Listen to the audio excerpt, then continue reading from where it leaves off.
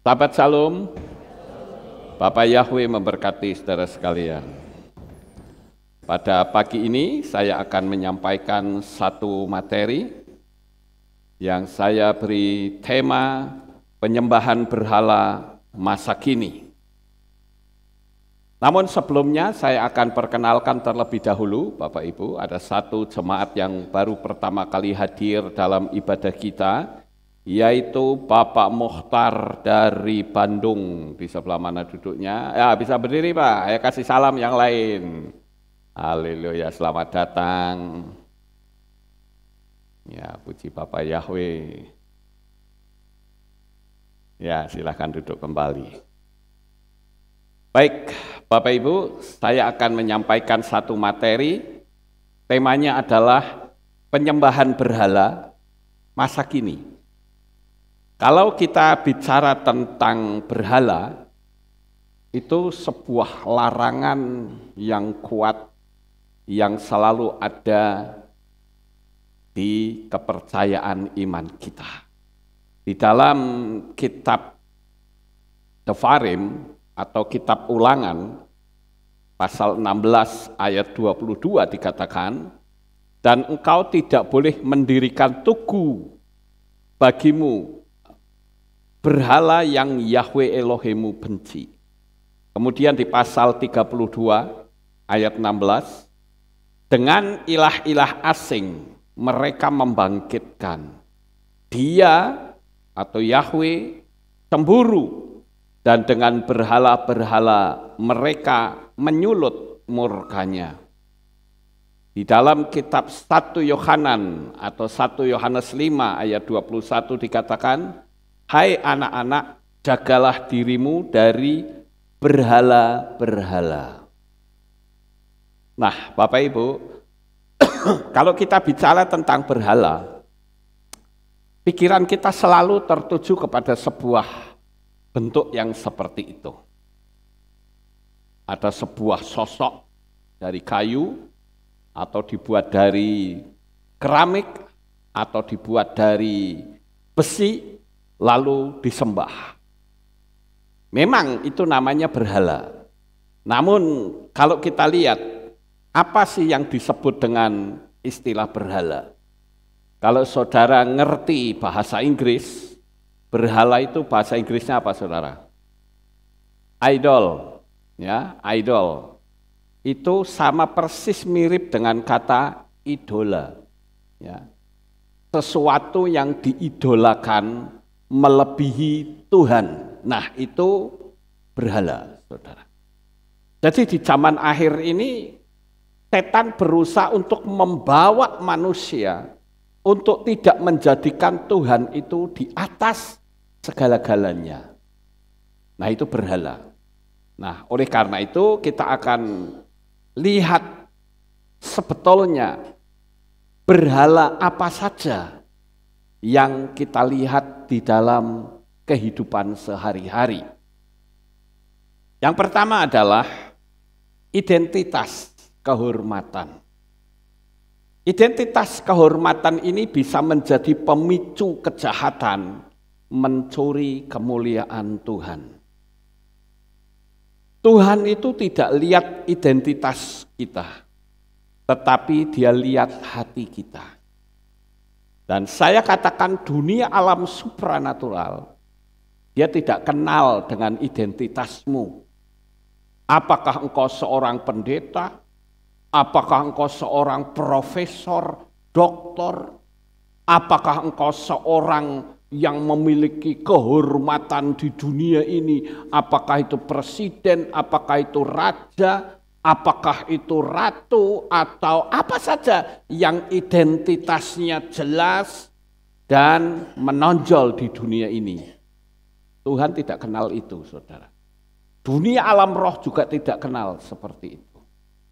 Berapa banyak kita melihat ada orang-orang yang punya gelar, tetapi berhadapan dengan kuasa kegelapan, dia tidak mampu. Dan ini menjadi sebuah pemicu.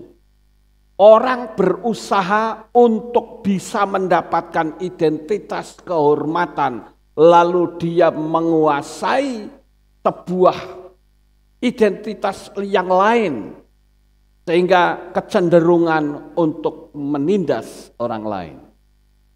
Identitas ini bisa menjadi berhala. Orang mendambakan identitasnya. Dan ini sangat berbahaya, saudara. Makanya kalau saudara lihat renungan-renungan saya di luar, saya tidak pernah mengatakan, kami memberikan renungan Pendeta Lukas Sutrisno, enggak. Saya hanya mengatakan, saya memberikan renungan. Karena bagi saya, pendeta itu tidak menjadi sebuah jaminan. Yang Tuhan lihat itu bukan titelnya. Yang Tuhan lihat itu bukan hebatnya sebuah kehormatan bagi manusia, tidak. Tuhan selalu melihat hati kita masing-masing. Jadi bagi saudara yang mendambakan kehormatan titel, saudara akan malu nantinya. Pernah ada di Sinode KPI, seorang pendeta ini, kalau dipanggil tidak bersama titelnya ngamuk, saudara. Begitu dipanggil namanya, dia jawabnya apa? Kamu punya aturan apa tidak? Saya ini punya pendidikan loh. Titel saya SPD. Dan saya punya titel loh. Kamu panggil jangkar kayak begitu, enggak punya aturan. Dalam hati saya ini orang sombong luar biasa. Nah ini yang namanya berhala, saudara. Orang punya titel bagus. Saya bukan anti titel, saudara. Tapi kalau titel itu sudah membuat jarak, sudah merasa tinggi dan hebat, maka titel itu menjadi berhala. Identitas kehormatanmu akan menjerat kehidupanmu sendiri. Ini yang pertama, saudara. Sekarang yang kedua, kekayaan dan materi. Apa salahnya orang kaya, saudara? Apa salahnya orang punya materi? Tidak salah. Saya bahkan menganjurkan semua jemaat, praktekkan hukum Loa dan kau akan jadi kaya. Tetapi jika kekayaan itu sudah menggeser posisinya Tuhan, itu jadi berhala, saudara. Dan itu sangat berbahaya. Kita harus tahu bahwa kekayaan itu bisa mengubah sikap hati seseorang. Kekayaan bisa bikin orang nangis bahagia. Kekayaan juga bisa membuat orang bersyukur karena dia bisa bantu orang-orang yang lemah. Tetapi kekayaan juga bisa mengubah ideologi seseorang. Ada begitu banyak jerat yang setan sodorkan di depan kita tanpa kita sadari. Saya tidak anti dengan kekayaan, bahkan saya anjurkan jemaat umat Bapa Yahweh harus kaya. Karena saudara kalau punya anak saja menghendaki anak saudara kaya, betul nggak Bapak Ibu? Maka kalau orang bilang, wah itu gini-gini, saya bilang Anda munafik. Ya, jangan merasa kalau tidak kaya itu rohaninya tinggi. Tidak, saudara. Tapi juga jangan merasa kalau kaya itu juga rohaninya tinggi. Juga tidak. Karena bagi Tuhan, kekayaan itu nggak ada artinya, saudara. Tetapi kita harus tahu bahwa kadangkala kekayaan itu bisa menggeser hati manusia. Kekayaan bisa membuat orang meremehkan orang lain. Maka kekayaan itu berubah menjadi berhala. Hati-hati, saudara. Kekayaan dan materi juga bisa menjadi pemicu untuk orang tidak membutuhkan Tuhan. Bahkan seorang ateis pernah berkata, kamu ingin tahu Tuhan enggak? mau. Kalau kamu kaya, itulah Tuhan. Bayangkan saudara, sampai sedemikian luar biasanya, ya, setan berusaha untuk menggeser kehidupan hati manusia. Kemudian apalagi yang bisa berubah menjadi berhala? Pekerjaan dan status. Saat ini memang banyak orang yang sulit untuk mendapatkan pekerjaan. Tetapi pekerjaan itu seharusnya menjadi suatu anugerah yang Tuhan berikan. Tetapi berapa banyak orang karena maniak bekerja sampai melupakan Tuhan. Sangat banyak, saudara. Begitu dulunya belum dapat kerjaan, setianya luar biasa. Tapi begitu sudah mendapat pekerjaan, apalagi pekerjaannya mapan, gajinya besar, sudah nggak butuh Tuhan lagi.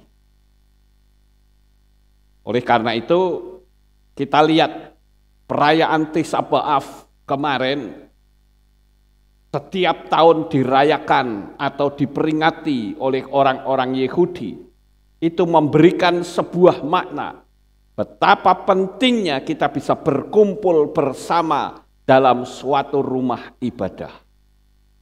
Makanya kalau saya menyampaikan materi tidak selalu berwujud khotbah membahas kitab suci, tetapi juga kita perlu membahas kehidupan sehari-hari. Karena seperti orang-orang Yahudi, ketika mereka ada di bait suci, mereka belajar bersama. Mereka menyembah Tuhan bersama. Mereka mendengar firman Tuhan bersama. Mereka menjalin kesatuan, kekeluargaan secara rohani juga bersama. Makanya sungguh aneh kalau dalam satu persekutuan ibadah sampai bertengkar, sampai gontok-gontokan, itu sungguh sangat memalukan, saudara. Beberapa waktu yang lalu, saya memposting salah satu gereja, di mana Pak Pendetanya rebutan mimbar, sampai rame, beritanya sampai keluar. Saudara sudah melihat? Sudah, mengerikan sekali ya Bapak Ibu. Kenapa sih sampai seperti itu? Lah kalau saya lebih baik duduk di bawah dengerin khotbah orang lain.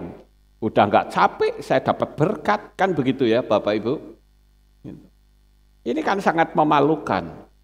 Ngapain dia mesti ribut di belakang mimbar? Aduh, buat tontonan jemaat, memalukan sekali. Nah itu yang saya katakan bahwa kita sebagai anak-anak Bapa Yahweh, kita harus tahu Tuhan ingin selalu melihat hati saudara. Ya. Kemudian yang berikutnya, yang keempat. Ya, yang keempat betul ya. Yang keempat, penampilan fisik. Ya. Di situ dikatakan apa? Don't let your mind bully your body. Artinya jangan sampai pikiranmu itu membuli tubuhmu, saudara. Ada banyak orang yang hanya ingin mendambakan penampilan tubuh sampai operasi plastik. Ya kalau berhasil, saudara. Tapi yang terjadi gagal. Coba saya tunjukkan ini orang-orang yang gagal dalam operasi plastik. Bukannya cantik malah serem, saudara. Ya. Ketidakpuasan dalam penampilan malah berakibat fatal. Bukannya cantik malah wajahnya jadi kayak monster. Di situ saya tunjukkan before after, saudara. Before-nya itu cantik, after-nya mengerikan, saudara. Saya ambil contoh nih ya. Seandainya, namanya juga seandainya kan tidak mungkin ya. Seandainya saudara yang ngalamin kayak begini, bagaimana rasanya saudara? Itu nyeselnya seumur hidupmu, dikembalikan seperti apapun nggak bisa, saudara. Sangat mengerikan. Saya sering melihat orang yang kulit hitam pingin kulit putih. Tapi orang yang kulit putih pingin kulit hitam sehingga berjemur sampai kulitnya kebakar, saudara. Itulah manusia. Kenapa sih kok tidak puas dengan pemberian Tuhan? Coba kalau saudara lihat before afternya, selalu before-nya lebih cantik dari afternya. Itu. Saya lihat contoh satu lagi. Nah itu saudara. Apa enggak mengerikan kalau seperti itu modelnya? Pengen cantik malah ancur wajahnya saudara. Iya.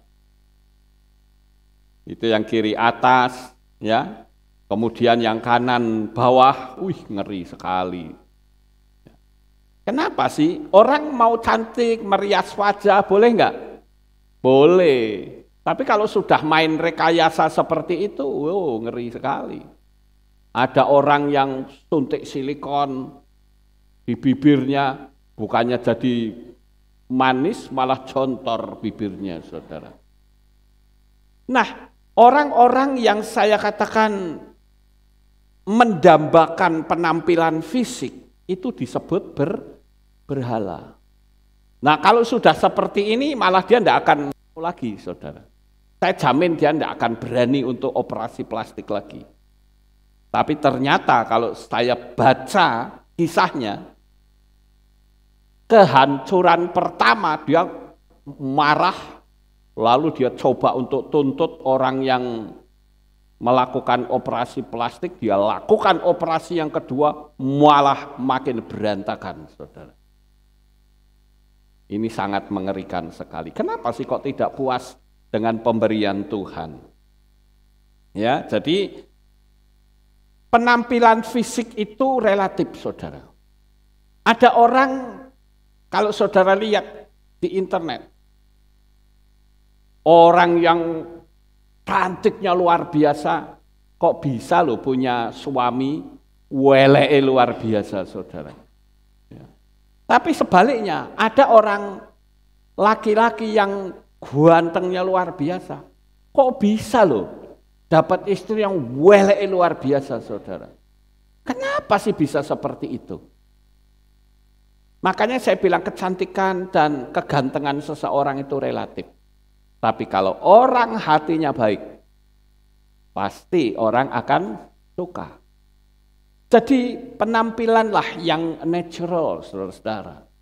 Beberapa tahun yang lalu saya sempat membaca sebuah kisah di Korea. Ada seorang laki-laki yang mengawini seorang perempuan, cantik jelita. Tapi ternyata anak-anaknya buruk rupa semua, saudara. Sehingga ditelusuri oleh suaminya, ternyata istrinya operasi plastik. Dan akibatnya apa? Si istri dituntut di pengadilan, dicerai sisan. Anak-anaknya buruk semua. Nah, inilah yang saya katakan berhala, saudara. Kita mesti berhati-hati. Kemudian yang berikutnya, apa yang bisa membuat berhala melebihi Tuhan? Yaitu hiburan. Orang hiburan tidak salah. Saya juga butuh hiburan. Butuh sesuatu yang menyenangkan, tidak salah. Tetapi kalau hiburan, hobi, lalu menggeser posisinya Tuhan, itu yang berbahaya, saudara. Hiburan bukan sesuatu yang buruk. Tapi jika sudah mengikat akan berubah menjadi berhala dalam hidup kita. Ada enggak misalnya orang sudah saatnya ibadah, ayo ibadah. Aku mau mancing sih. Jadi berhala enggak mancingnya itu? Jadi berhala. Burung juga begitu, saudara. Kalau sudah pagi nyeteti burung, ceplok-ceplok, kok. Itu jadi berhala, hati-hati. Apa saja yang membuat kita mendambakan sesuatu melebihi Tuhan, itu jadi berhala. Nembak juga jadi berhala. Saya senang nembak, saudara-saudara. Gitu. Tapi kalau nembak itu sudah menjadi kesukaan melebihi Tuhan, itu berbahaya. Artinya, hobi kita, kesenangan kita tidak boleh menggeser hati kita dari Tuhan. Itu. Sekarang yang berikutnya, seksual. Seksual juga bisa menjadi berhala. Saudara lihat headline itu, heboh. Ini sekarang lagi rame nih di luaran sana, saudara. Ada peraturan pemerintah nomor 28 tahun 2024, belum lama ini. Yaitu ada pasal yang menyediakan alat kontrasepsi bagi anak usia sekolah dan remaja. Saya coba baca itu. Katanya untuk kesehatan. Lowong tidak melakukan hubungan seksual kok untuk kesehatan tuh apa nih, saudara? Jadi di sekolah-sekolah itu dibagiin kondom. Lah gopo, saudara? Orang sekolah kan ya untuk belajar toh, ya. Kenapa tidak mendiskusikan bagaimana menolong orang yang mengalami kesulitan ekonomi, yang bikin kemiskinan makin bertambah banyak, malah ini lebih penting daripada ngurusin soal ekonomi rakyat, malah ngurusin soal seksual. Ini kan ngeri sekali, ya. Kalau saudara baca di bagian yang kanan bawah, ya, gaduh PP Kesehatan atur penyediaan alat kontrasepsi untuk remaja. Dulu di salah satu negara yang tadinya baik, begitu ada peraturan sama seperti ini, remajanya kecanduan seksual semua, saudara. Anak-anak putrinya yang sekolah sudah dinyatakan banyak yang tidak perawan lagi. Ini sangat mengerikan ya Bapak Ibu. Jadi sekarang malah anak-anak diberi alat kontrasepsi. Jadi saudara perhatikan spiritnya. Saudara lihat ini headline-nya apa? 5 pendeta gay nikahi pasangannya. Wow, ini sudah pendeta gay, saudara. Jadi Pak pendetanya kawin dengan laki-laki, ya. Ini parah banget, saudara. Sekarang di Amerika sudah ada pendeta gay. Bukannya pendeta dengan ibu gembala, tetapi bapak pendeta dengan bapak gembala. Kebobrokan moral ini semakin mengerikan. Hati-hati, saudara. Karena setan berusaha untuk mengacaukan segala-galanya. Ya. Nah, sekarang kita lihat yang berikutnya. Yang ke-7. Kenyamanan juga bisa menjadi berhala. Di negara-negara seperti Eropa, gerejanya besar-besar, saudara. Bahkan 2 kali lipat dari kehilat kita. Tapi coba lihat dalamnya. Tidak lebih dari 10 orang. Ada yang isinya cuma 8, ada yang 7, ada yang 9, enggak lebih dari 10. Ibadah itu pun orangnya tua-tua, saudara. Tapi akhirnya karena orang-orang tua yang setia ibadah itu pada mati, akhirnya gerejanya dijual, saudara. Ada yang gereja dijual jadi masjid, ada yang dijual jadi mall. Sudah enggak laku istilahnya, Tuhan tuh enggak laku, saudara. Ini sangat mengerikan, saudara. Jadi ini adalah salah satu bukti bahwa di dalam dunia iman kekristenan pada umumnya khususnya di Eropa, tidak bisa menjawab kebutuhan jemaat. Sehingga yang terjadi, gereja-gereja dijual, terutama di Jerman. Sangat mengerikan, saudara. Padahal kalau saudara lihat, ini gerejanya bagus-bagus loh. Ada ornamen-ornamennya itu bagus, tapi ya apa? Pendetanya juga mau ngelayanin siapa, bangku-bangku kosong. Kan tidak mungkin, saudara. Kemudian yang berikutnya, yang ke-8. Apa yang bisa menjadi berhala?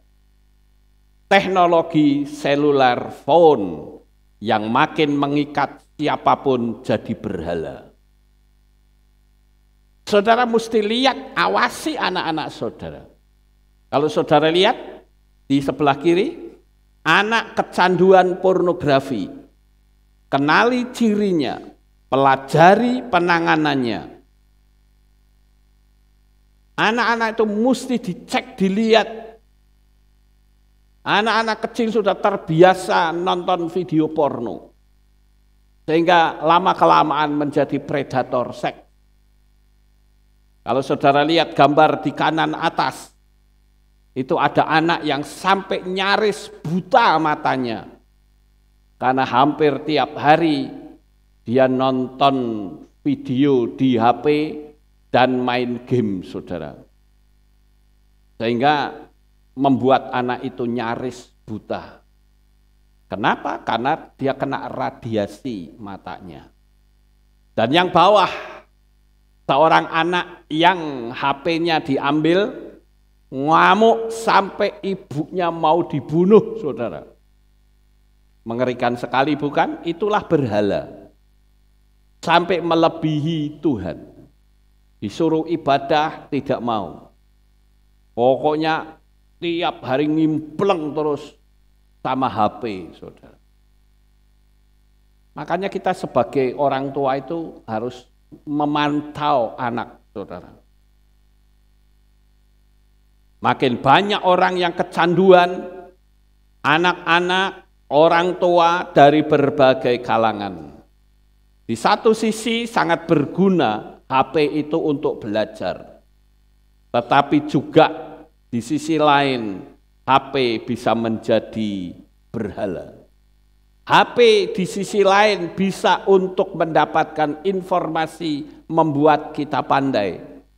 Tetapi di sisi lain, ada banyak rumah tangga yang hancur karena HP. Karena media sosial. Itu sebabnya HP bisa menjadi berhala, saudara. Ya, hati-hati. Kemudian yang ke-9, anak-anak dan keluarga itu juga bisa jadi berhala. Sewaktu masih kecil diserahkan, tapi saat ibadah anak-anak nggak pernah dibawa. Anak-anak bisa jadi berhala. Ketika ditanya, loh kok anak-anak nggak diajak ikut? Wah repot Pak, nanti gelisah kalau di kehilat. Ya anak-anak ya memang kalau khotbah seperti ini ya mereka pasti gelisah, saudara. Tapi kalau orang tua yang gelisah itu perlu dipikirkan. Ya. Nanti usil, ya nggak apa-apa namanya juga anak. Kecuali nek bapak mbok sing usil, nah itu yang keliru, saudara. Maka anak-anak itu juga bisa menjadi berhala. Keluarga juga, saudara. Ada itu orang yang waktu saya tegur, ya saya tanya, loh kamu kok bisa nggak ibadah, kenapa toh? Ini me time katanya. Me time, tahu me time? Waktu untuk saya dengan keluarga. Loh kan bisa, wong ibadah yang paling 2 jam kok. Paling lama kan 2 jam ibadah kita, ya lambat-lambat sedikit 2,5 jam lah, kan begitu saudara. Kenapa sih kok nggak tahan gitu loh? Katanya, oh maaf ya Pak Lukas ini posisinya lagi me time katanya. Saya bilang astaga, Tuhan kok iso kalah. Ya, ini mengerikan sekali saudara-saudara. Ya. Jadi kita harus belajar untuk memiliki trik. Misalnya anaknya usil gitu, ya udah bikin mainan supaya nanti saat ibadah anak-anak disodori mainan. Makanya di Kehilat yang baru itu ada ruang kanak-kanak di sana. Jadi nanti saat ibadah seperti ini, kalau anaknya memang usil, silahkan berada di ruang anak-anak. Nanti di sana ada mainan-mainan yang menyenangkan mereka.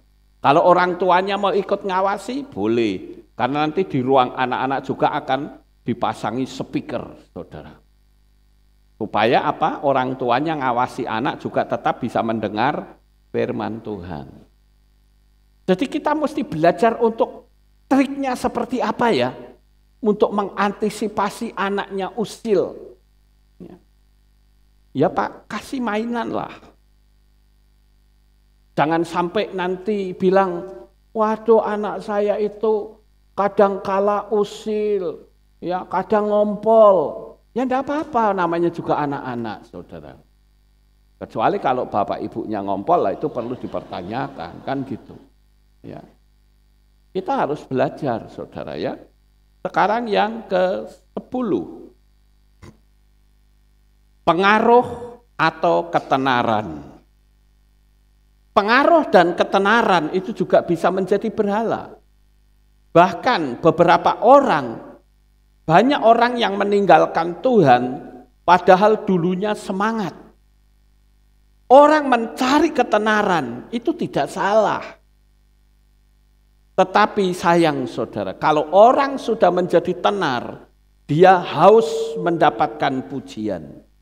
Itu artinya mencuri kemuliaan Tuhan, saudara. Bahkan banyak nih para YouTuber ini atau TikToker yang suka foto selfie sama binatang buas supaya tujuannya tenar, malah mati dimakan binatang, saudara. Saudara bisa lihat di internet, ya. Ini yang di sebelah kiri dikatakan apa? Siswi TK diterkam harimau. Bayangkan saudara, hanya ingin tenar. Oh anakku hebat loh, berani sama binatang buas. Kamu deket situ tak foto nih. Begitu deket diterkam, dikeletak kepalanya pecah saudara. Mati anaknya. Ada juga yang main-main dengan buaya. Kalau saudara lihat itu yang di sebelah kanan, itu orang-orang yang main-main dengan beruang, mati dicaplok beruang, saudara. Itukah ketenaran? Iya memang tenar, itu berhala, saudara. Makanya akhirnya dia mati. Karena kita tahu bahwa binatang itu bisa mendeteksi hati manusia. Kalau hati saudara gelisah, ada rasa takut, lebih baik nggak usah dekat. Karena kalau hati saudara takut tapi tetap mendekati, saudara bisa dimakan. Karena binatang itu mendeteksi hati kita gelisah, itu dia nggak nyaman, saudara. Ya, pasti dia akan menyerang. Coba saja kalau saudara pernah pergi ke Karimun, kan disuruh, ayo nyemplung, ada ikan hiu yang mengelilingi kita, kan begitu. Instrukturnya ngomong apa? Nanti kalau sudah di bawah, jangan gerak-gerak, tangan tidak usah turun. Kalau tangan turun, nanti dianggap itu makanan, disikat tangan saudara. Bisa potol tangan saudara. Ya, makanya kalau nyemplung ya sudah nyemplung saja. Berdiri lihat aja ikan hiu yang kelilingi kita. Enggak usah takut saudara. Tapi begitu tangan masuk, selesai tangan saudara. Ya. Makanya kita harus berhati-hati. Jangan karena oh ini pingin terkenal supaya dianggap hebat, tapi malah membahayakan diri sendiri. Sekarang kita juga tahu bahwa teknologi AI sudah mudah dan dibuat, diakses, juga berhati-hati. Kemarin saya coba untuk berdialog dengan AI yang bisa ngomong, saudara. Saya ngomong dia jawab, saya ngomong dia jawab. saya sempat berdebat dengan AI, saudara, tentang nama Yahweh. Saya desak, kamu itu sebetulnya mau nurut apa kata banyak orang atau firman Tuhan. Dan apa yang terjadi? AI-nya ngaku salah dan minta maaf, saudara. Tapi kalau Pak Pendeta, ojo ngasih. Nggak akan dia minta maaf, nggak jujur, saudara.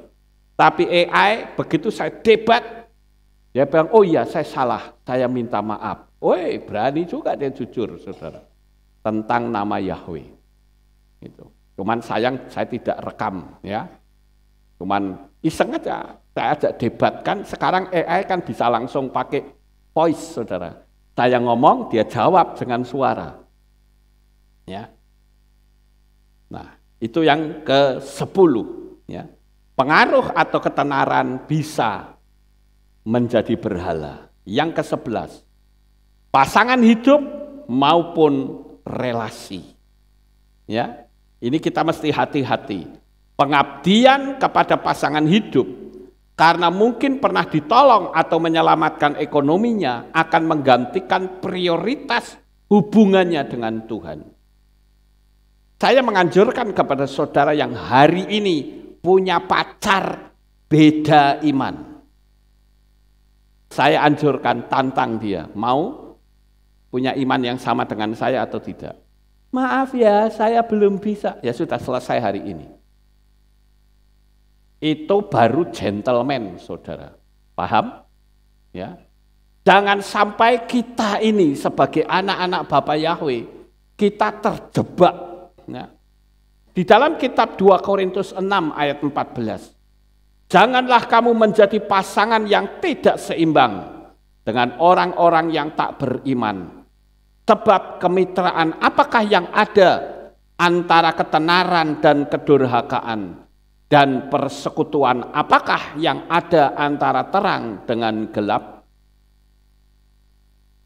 Ada begitu banyak orang yang meninggalkan Tuhan, bahkan pindah kepercayaan karena masalah pasangan hidup. Apalagi ada agama tertentu yang mereka berusaha untuk memacari orang-orang percaya, begitu dia sudah mendapatkan tinggal. Itu mereka punya pola seperti itu, saudara. Jadi perkawinan itu bukan dasar cinta, tapi untuk membela agama mereka. Hati-hati, ya. Berapa banyak orang yang meninggalkan Tuhan, bahkan pindah kepercayaan karena masalah pasangan hidup. Berapa banyak orang yang berkata, nanti kan gampang, setelah kawin kita bisa tarik. Mana bisa, yang terjadi malah ketarik mereka, saudara. Lawang belum apa-apa saja, tidak mau diajak untuk percaya kepada Bapa Yahweh, apalagi sudah berumah tangga. Malah Bapa Yahwehnya diolok-olok, diumpat, dicaci maki dan sebagainya. Wah, parah, saudara. Dan saya katakan 11 poin ini bukanlah daftar hal-hal yang harus dihindari, tidak. Tetapi harus kita gunakan untuk mendeteksi apakah kita menjauhkan diri dari Tuhan atau hati kita masih stabil, atau menggeser posisi Tuhan dari dalam hati kita. Kalau sampai 11 poin ini menggeser hatimu, berarti engkau memiliki berhala yang ada yang dikenal dengan ilah zaman ini. Hati-hati, waktu kita sudah tidak lama, saudara. Waktu kita sudah sangat dekat. Masa kedatangan Tuhan sudah hampir. Saya selalu memberitahu kepada teman-teman bahwa tujuan kita hanya sampai pada rapture saja. Kalau sampai rapture saudara ketinggalan, saudara akan menjadi manusia paling sengsara hidup di dalam dunia ini. Keluarga saudara mungkin ada yang sudah diangkat Tuhan. Saudara nggak punya teman lagi. Saudara mau tinggal di rumah sama siapa? Padahal rumah saudara nggak mungkin bisa tempati. Uang yang saudara miliki sebesar apapun tidak bisa saudara pakai. Kecuali kalau saudara menjadi anggota si mata satu. Tapi hari ini Saya ingin kita lebih dekat mengasihi Bapa Yahweh, sehingga saat rapture kita akan menyongsong Tuhan di awan-awan yang permai. Sukses besar untuk saudara. Bapa Yahweh memberkati. Haleluya. Kita tunduk kepala, kita berdoa. Kami mengucapkan terima kasih dan syukur kepadamu ya Bapa. Pagi ini kami bersama-sama telah mendengarkan renungan firman-Mu. Biarlah apa yang kami renungkan ini boleh menjadi berkat bagi kehidupan kami. Terima kasih Bapa, di dalam nama Adonai Yeshua HaMashiach, kami sudah berdoa dan mengucap syukur. Semua yang percaya berkata, amin. Tidak ada pengumuman, kita akan akhiri kebaktian kita. Mari kita bangkit berdiri, kita tutup dalam doa. Terima kasih Bapa Yahweh, selesai sudah ibadah kami. Dari awal, pertengahan, sampai pada akhirnya. Sebentar lagi anak-anak-Mu akan kembali pulang ke rumah mereka masing-masing. Jaga, lindungi, peliharakan mereka sampai di rumah dengan selamat. Pertemukan kembali esok untuk kami bersama-sama beribadah, memuliakan dan meninggikan. Terima kasih Bapa Yahweh, inilah doa syukur yang kami naikkan di dalam nama Adonai Yeshua HaMashiach, Juru Selamat kami yang ajaib. Kami sudah berdoa dan mengucap syukur. Mari kita angkat tangan kita dan kita akan menerima berkat Kohanim. Haleluya. Yevarecheka Yahweh wa yismereka.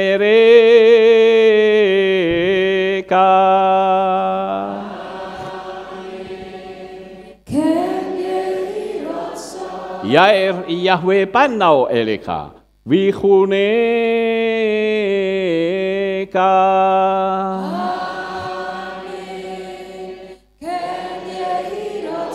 Yesa Yahweh panau eleka wa yashem leka shalom.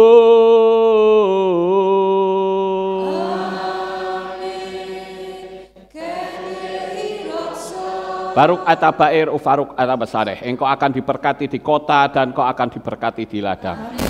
Baruk peripit neka ufriat matka ufri fahem teka syekar alapeka wa esterotsonika. Diberkatilah buah kandunganmu, diberkati hasil bumimu, diberkati hasil ternakmu, anak-anak lembumu dan anak-anak dombamu. Baruk tanah kaum misyarteka, diberkatilah bakulmu dan tempat adonanmu. Baruk ata boboy kau faruk ata betseteka, dan kau akan diberkati pada waktu kau masuk, dan kau akan diberkati pada waktu kau keluar. Baruk ata Yahweh Elohenu melek haolam, besem Yeshua HaMashiach beruah hakodes kile olam faed. Kami sudah berdoa dan mengucap syukur. Haleluya. Amin.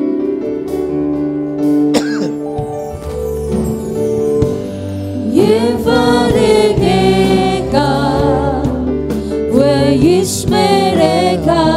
Yevarecheka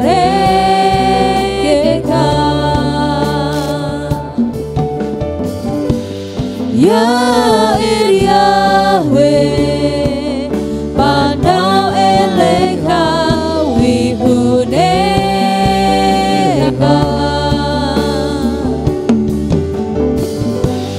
Yevarecheka wa yismereka.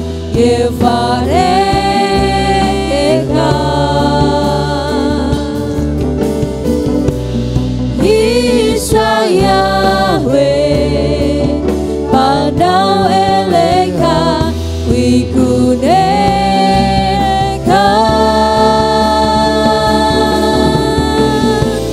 We Hashem leka Shalom, Shalom. We Hashem leka Shalom, Shalom. Yevarecheka wa yismereka. Yevarecheka. Shabbat Shalom, selamat pulang Bapak yang berkati kita semuanya. Amin. Haleluya. Datanglah ke baitnya dengan hati bersyukur.